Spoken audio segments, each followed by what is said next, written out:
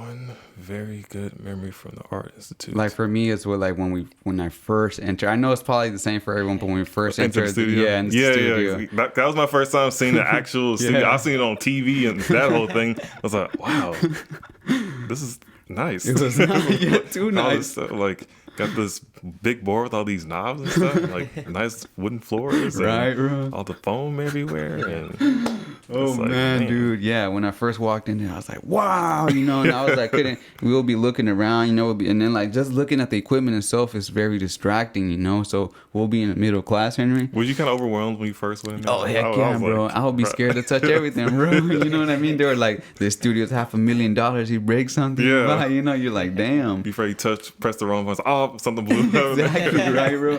And then like, man, everything was like weird because you know your computers was like in one room. Yeah, that was weird for me. I'm like, yeah, so I thought it'd be like under the desk or something. But it's like, no, it's in that room over there. I was like, wait, what? Yeah, so if you want to put like a CD in something or like connect your USB through something, you know, first you have to get it checked because you don't want to get no viruses in it, you know. Then you have to go from where live edit you have to room get is, up to go put it up. Yeah, you have to get up, walk out the door, go in through another door just to put it in. Yeah, and we're not used to that. Like, I mean, especially if you've never been in the studio, you're not used to seeing that. Yeah, exactly. So you'll go and then you'll be like, all right, you sit in the computer and then like the computer's not reading your USB, you know, so you got like, oh snap, you gotta stand back up. So that was hilarious, you know. But man, that was fun. I really love him, and then you know Samson, Dr. Samson. You know, shout out to him. Do you know what happened to him, bro? I think I know he moved back home because he was from Wisconsin, and I guess with the things he was dealing with, I guess it was just he just felt it was time for him to go back home. Yeah, he was very good, bro. His ears were like sharp on, point on. He'll be listening to stuff and like. That's an MP3. You know, at the time, I couldn't really tell the difference between a wave and MP3, bro. We could not tell.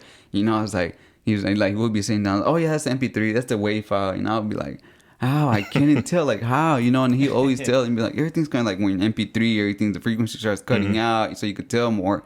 I was like, I don't know what you mean. You know? He was very good at what he did. And the thing was, like, he would call you out on things. Like, for some people, He would make you feel very uncomfortable because he was very real and direct when he would say things, and it's one of those you kind of like people. He's one of those people like you love and hate at the same time.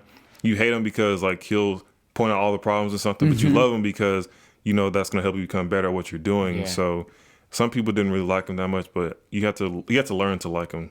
Yeah, and then like once you learn to like him, he'll get on. I mean, I guess like people like say he was very scared of him, but he could get on anyone's good side very fast, and he was hilarious too.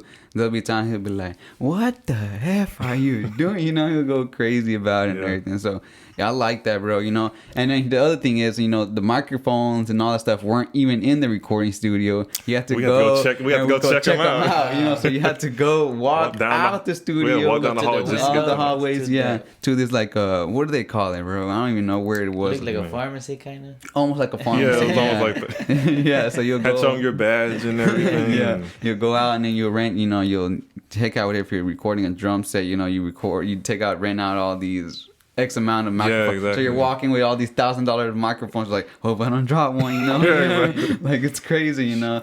And then I remember that every time they'll be like, someone broke this, and we were like, you know, they broke the Neumann microphone, you know, or something, you know, the manly microphone, you know, you're like, whoa. That's the funny story, too, like, about the Neumann. So when you first see that name, when you see, like, on paper or whatever, it's like, oh, Newman. And then I think Jackson said, never say that to anybody in public, or especially around audio people, because they're going to think you're unintelligent, that sort of thing. It's pronounced Neumann. I was like, oh, okay. Because it looks like Newman. I'm like, hey, that's a Newman. Well, I didn't say it, but I think I heard someone say it. Yeah, I think he did. Dr. Jacobson did say that himself. I remember saying that. That's how I started calling him. Oh, okay. You know, I was like, I was like, I need this Newman mic. And they're like, no, Neumann.